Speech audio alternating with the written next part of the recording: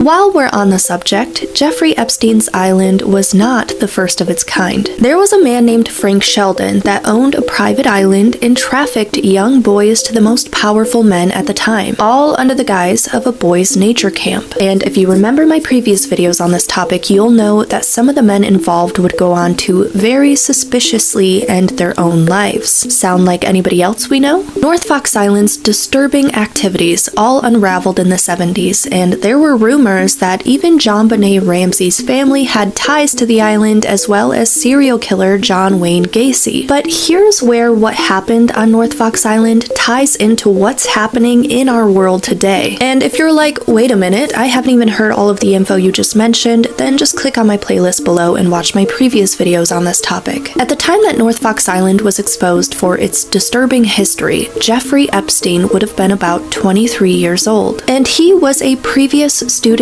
camper at Interlochen Center for Arts in Michigan. Then, as he got older, he became a donor to Interlochen to help support their operations, much like the system that was set up on North Fox Island, where wealthy men would donate money to gain access to victims. And then, when Epstein's island was exposed, it was revealed by the DOJ that he used Interlochen as a hunting ground for victims that he would later abuse and traffic on his island. And that's not it, because we then learned the story about Jeffrey's yacht on Lake Michigan, where he, along with some other very powerful people, toss a 13-year-old victim's newborn baby into open water. Now, does this prove that Jeffrey Epstein is connected to North Fox Island? Well, not necessarily, but what he would go on to do is extremely similar. And given the circumstances that he was involved with surrounding areas in Michigan, I don't think it's that much of a reach.